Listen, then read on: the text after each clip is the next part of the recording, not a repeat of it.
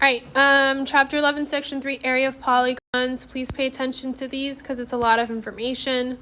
Area of a rhombus or kite, there is a rule for it, a formula for it. Area of a rhombus or a kite with diagonals. You have two diagonals. Two ways that you can write this, or two ways that it's written as, is you have area equals half times diagonal 1 times diagonal 2, or I like to write it as diagonal 1 times diagonal 2 divided by 2. Doesn't matter which one's diagonal 1 or diagonal 2, you could multiply either way. So, showing you where your diagonals are, if you're looking at it. You have a diagonal here, and you have your diagonal here. So these are your diagonals. Again, it doesn't matter which way it's represented. Multiplication, you can multiply either way. So all you're doing is multiplying your diagonals. Keep in mind, if there is information, let's say for this diagonal, that it's not giving you the entire line. You know that this is a 90-degree angle, and they're going to be giving you something to where you can solve. Okay, they're going to be giving you something to solve if they're not giving you the total diagonal. So that's something that you have to remember. Diagonals in a rhombus and kite are 90-degree angles. All right, so looking at these examples, pretty easy. It says find the area of each rhombus or kite. And again, there are two ways to represent the area, but I like to write it as diagonal 1 times diagonal 2 divided by 2. So looking at this diagram, where are my diagonals? I have one here, and I have one here. So as I'm solving, I'm going to have area equals 8 times 6 divided by 2. And if I'm looking at it, just highlighting my diagonals, this was one diagonal, this was my second diagonal. Multiplying them, 8 times 6, I'm going to get 48 over 2. And if you divide it correctly, your area is going to equal 24 units squared. Area is always squared units. Please don't forget that when you're solving it. So this is my answer. Looking at the second one, using the same rules, I have both my diagonals. So I have one here, and I have one here. All I'm doing is multiplying and dividing by 2. So 7 times 10 divided by 2, I'm going to get 70 divided by 2, and then my area is going to equal 35 units squared because I'm working with area. And again, just so you know, highlighting it, this was a diagonal as well as this. Again, if they're not giving you all the information, you can always solve for your diagonal. All right, this is parts of a regular polygon. We should know what the parts are. However, please understand what the center is and understand what the terms are, I guess, definitions for these are, because a lot of students from previous classes were having a hard time understanding it. Center is the center of the circumscribed circle, okay? So my circumscribed circle is right here. This is my center point. Understand center. Second thing that we should know is radius. That's from the center to a vertex. So if I'm looking at this diagram, my radius is from the center of my circle to the vertex of my polygon. Do not think it's the blue line. My blue line does not go all the way down. Okay, it's from the center to the vertex. So all of these are considered radii. This is my radius. Okay, so looking at this hexagon, I have a total of 6, because I have a total of 6 sides. All right, central angle, something that we should know. central angle, an angle formed by two radii drawn to consecutive vertices. Okay, so if I'm looking at this, I have one central angle, two central angles, three central angles, four central angles, five central angles, and six central angles. What do all my central angles add up to equal? 360, that's something that we should know. Okay, so they add to 360. If they asked me, what is the measure of this central angle right here, how would I find that? Divide by 6. I'm going to do 360 divided by 6, and what would that give me? Good. Okay, so that's something that you have to understand as well. Each of these central angles are 60 degrees. Please do not forget that.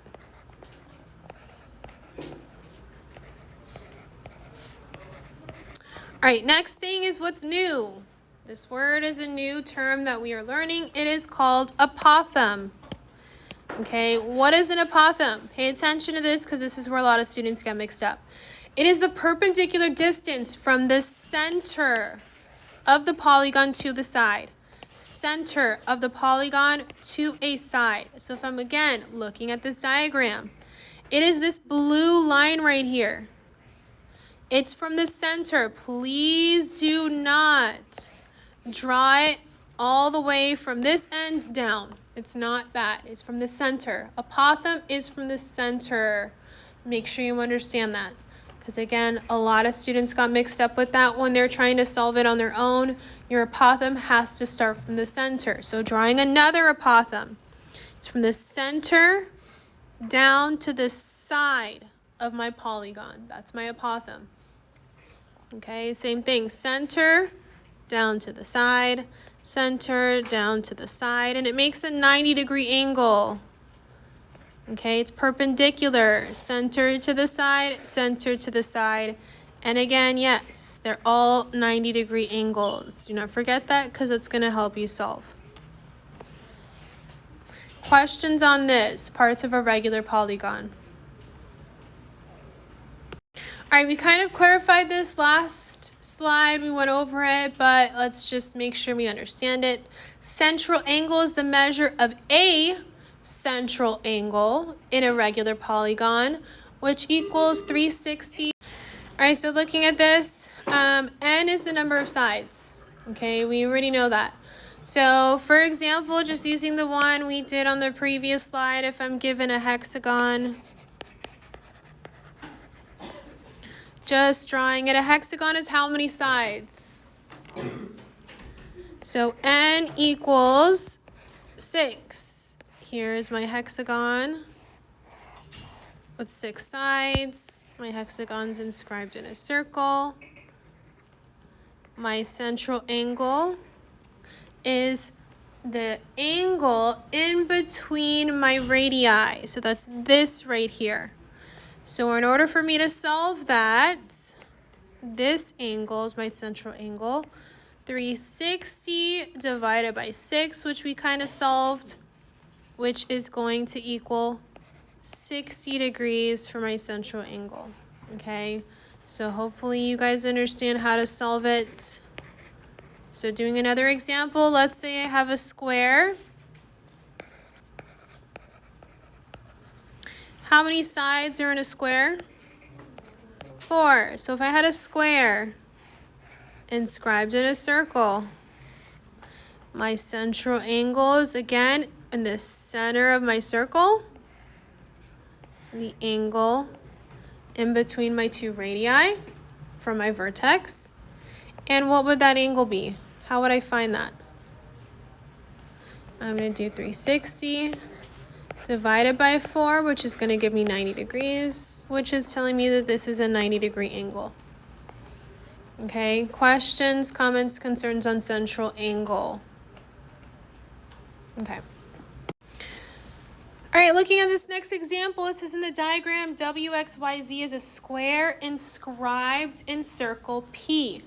They want me to identify a few things. What do I need to identify? I need to identify the center. I need to identify a radius. I need to identify an apothem. And I need to identify a central angle of the polygon. So looking at it, here's my apothem, central angle of a polygon. Let's go ahead and find that. My center, looking at my diagram. What's my center? You could tell me, what is my center? Yes. P is my center. And I'm going to go ahead and find my radius. There are 2 radii. Who could give me 1? Good. XP. Keep in mind it's a segment. Or I could do PX, but also what's another radius? YP. Or again, you could put PY. It's up to you how you want to write that one. It's still going to work out the same. Looking at the next thing, they're asking for apothem. Looking at this diagram, what's my apothem? Say it one more time. QP or PQ, good. Okay, again, it's that line that does not go to my arc, but it goes from the center of my circle to my side. That's my apothem. And then the last thing they're asking for is the central angle of a polygon. So we have to remember how to name an angle. So who could tell me, what is the central angle of my polygon? Yes. What? Name it. Identify. XPY. Good. Angle. XPY. Don't forget your angle sign. Or if you want, you could put angle YPX. Still the same thing. Okay, so please do not forget your symbols and make sure you're writing everything correctly. All right, looking at the next thing, they want me to find the measure of. Okay, so looking at the first one, what's the measure of angle XPY? How would I find that? Good. 360 divided by the number of sides. And how many sides are in a square? 4. So what's the angle measure? 90 degrees. Keep in mind, again, this is my central angle. Looking at the next one, I'm going to go ahead and find the measure of XPQ. How would I find the measure of XPQ? That's right here. How would I find it? 90 by 2, because I'm cutting in half. And what's 90 divided by 2? Good. This is a 45-degree angle. And then looking at the last one, the measure of PXQ. What's that? That is also 45 degrees. If you need to redraw it, for all means redraw it, guys. It's okay to redraw it. That's my 90. We said this was 45, and then we learned that this is also 45 degrees. All right, area of a regular polygon.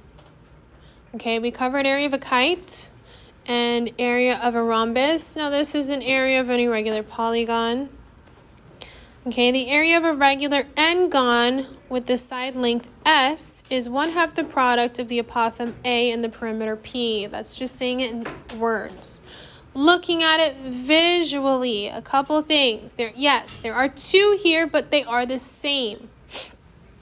So we know that perimeter equals the number of sides times your side length. I'm going to write that.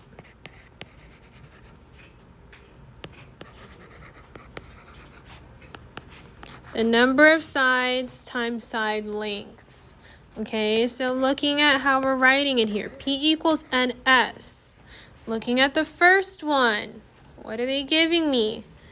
Another way to write it is area equals apothem times perimeter divided by 2.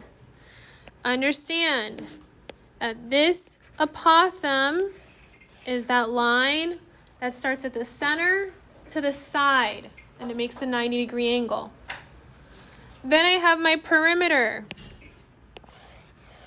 Okay, it's apothem times perimeter divided by 2. If they're giving me that information already, this is what I'm using. However, you will get questions where the perimeter is not provided. So looking at the next one, again, I like to write it as area equals apothem times number of sides times side length divided by 2. And your apothem is still the same thing. But then I'm going to have my number of sides, which if you're looking over here is the same thing as perimeter, times the side length of each side. And technically that does equal my perimeter. So N times S does equal perimeter. Okay, so there are 2 ways to write it depending on what's given. You could write it using perimeter or you could write it using NS and also solving for perimeter. All right, looking at example 3, I'm going to go slow. Please follow along. Find the perimeter and area of each figure depending on what's given. The question says, A regular hexagon with apothem 6. So things I like to label first. I like to find the number of sides, the side lengths, and my apothem. Do I know the number of sides? Yes or no? Yes, because it's a hexagon. How many sides does a hexagon have? 6. Do I know the side length? No. Do I know my apothem? Yes. Do I have enough information to solve? No, I don't. Okay, I have to solve for my side length. So please pay attention. This is where a lot of students have a difficult time because they forgot how to solve for side length. So please pay attention to this. I'm a visual person, so I'm just going to go ahead and draw my hexagon as best as I can. And it's inscribed in a circle. Okay, putting a dot for my center. Labeling what I know. I have 6 sides, all 6 sides. And I have my apothem. My apothem is this line right here, and it equals 6. I have to find a side length. Keep in mind your apothem is intersecting the side at a 90-degree angle. Now I have to solve it. Looking at it, I have to find my central angle. Okay, I have to find the measures because I'm going to need my measures to solve for my side. So how would I find my central angle? How would I find this here? Good. 360 divided by 6. We kind of know that already. This is going to be 60 degrees. Okay, so now let's see what we have. I'm going to redraw this triangle just so it looks a little better so we can see it. This angle right here was 60 degrees. I have a 90-degree angle and 6 on this side. I have to try and solve for this entire side. How am I going to find it? Do I have enough information to solve? Yes, I do. Why am I saying that? Because this is going to change to 30. This is an isosceles triangle, meaning my 2 sides are congruent. So if I have 30 and 90, what is that going to make this angle? 60 degrees. So what can I call this little baby triangle? I have a special right triangle, so I'm just going to redraw it. Again, this is a lot of drawing. It's not necessary, but if you want to visually see it so you don't get confused, it is. So I have 90, I have 30, I have 60, and we know that my apothem was 6. Okay, all of these measurements right here are my apothems. This side is my apothem, this side is my apothem, and then it's drawn already right there. Special right triangle. If you don't remember this, please go back and brush up on your special right triangles because yes, you are going to have to know it. What is opposite of 30? A. What's opposite of 60? A radical 3. A times the square root of 3. And then what's opposite of 90? 2a. I have to solve for a. Okay, solving for a should be pretty simple. We should know how to do it. If I have a times the square root of 3 equals 6, how do I solve for a? What do I have to do? Yeah. Divide the square root on both sides. Can I have a square root as my denominator? No. So how do I get rid of it? Yeah. Good. Multiply the square root on top and bottom. So I'm going to end up with a equals 6 times the square root of 3 over 3. Can I simplify this? Yes, to what? Good. So now I know a. A equals 2 times the square root of 3. But I only have half of it. So I have to add another one. And what does my side length equal? This entire side is going to equal what? 4 times the square root of 3. Okay, because I have to add them. So now, do I have enough information to solve? Yes, I do. So solving, I'm going to go ahead and plug it in. Keep in mind, I need to find perimeter and area. That's what the directions asked. So perimeter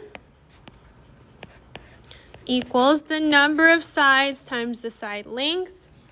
So I'm going to have 6 times 4 times the square root of 3. And what's 6 times 4 times the square root of 3? Good. 24 square root of 3 units for my perimeter. And then now solving for area.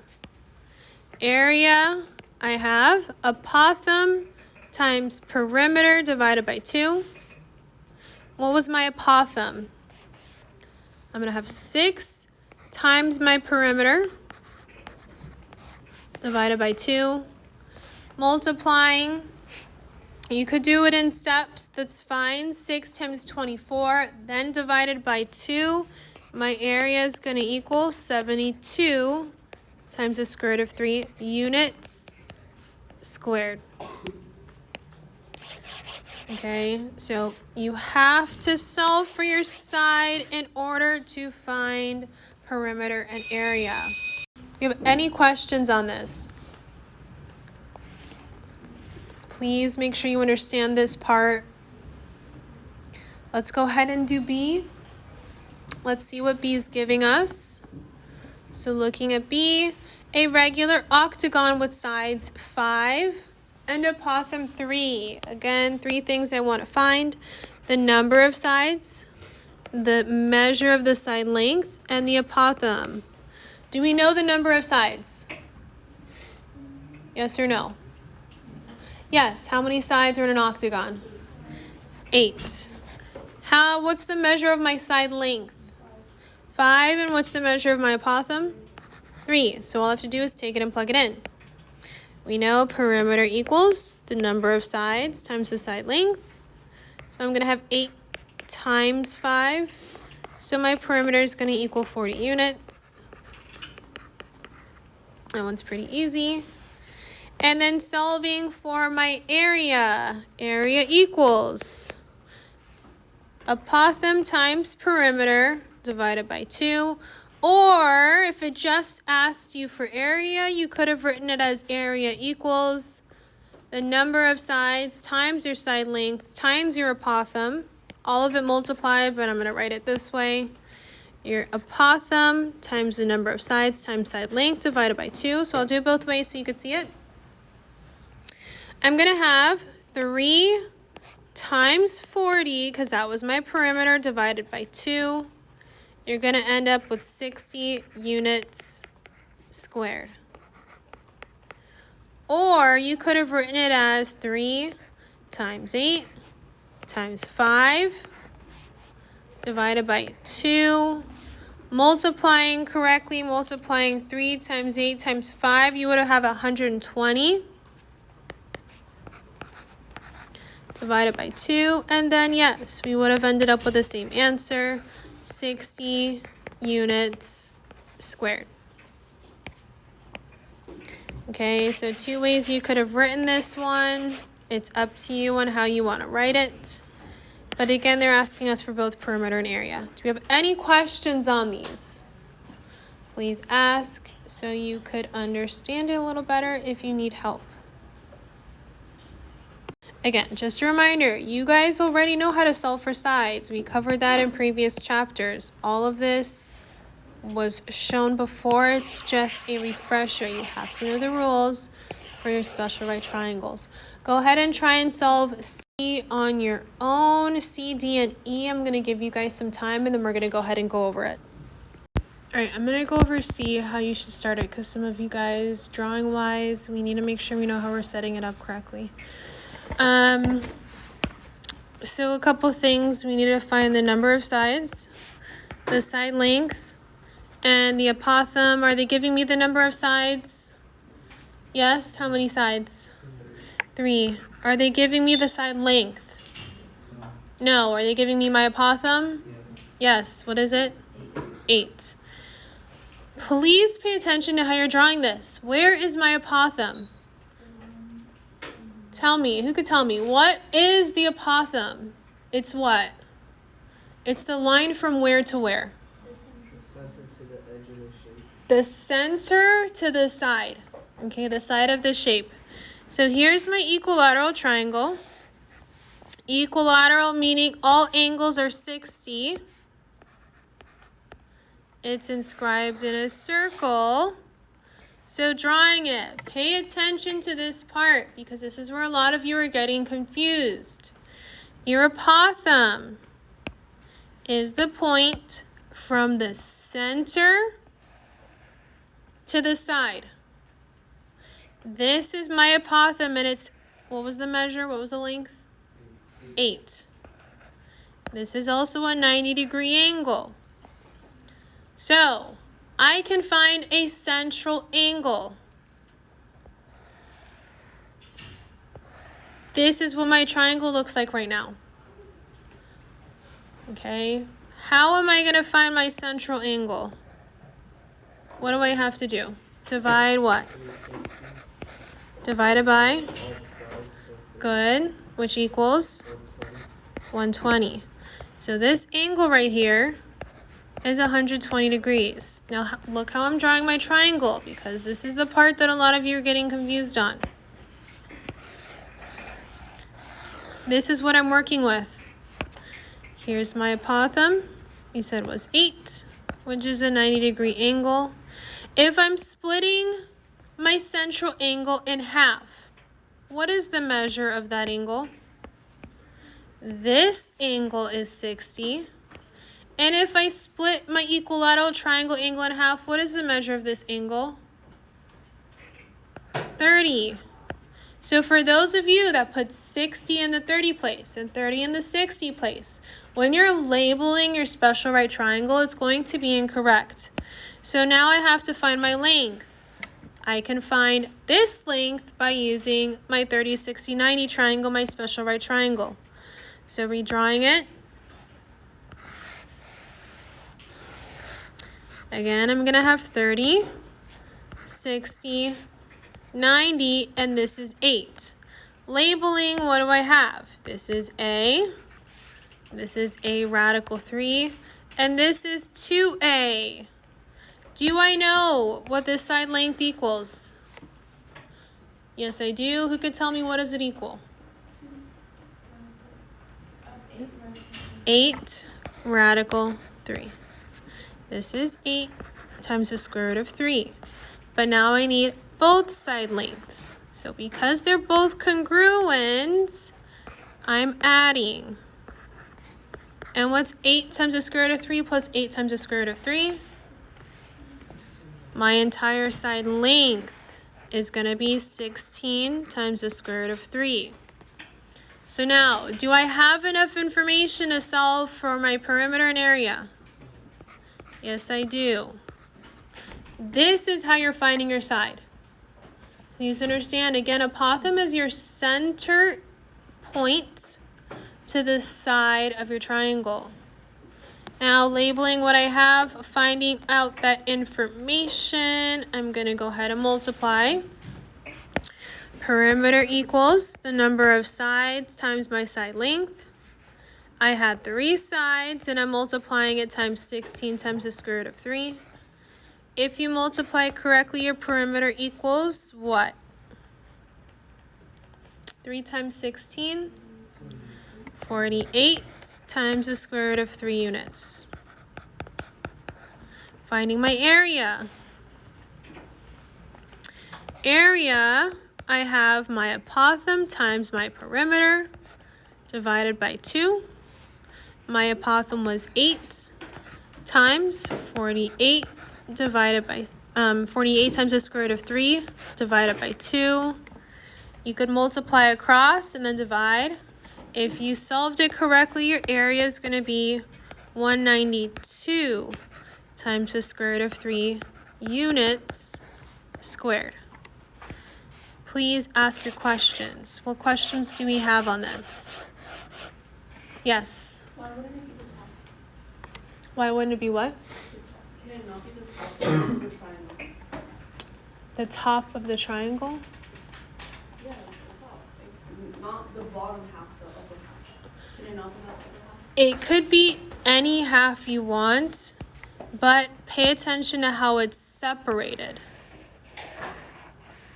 This is not the apothem. Okay, this line right here is not the apothem because it's at the vertex. This is my radius. The apothem is, again, just clarifying it. Please pay attention to this. Your apothem is from the center to the side, not to the vertex, it's to the side. We'll finish this next class.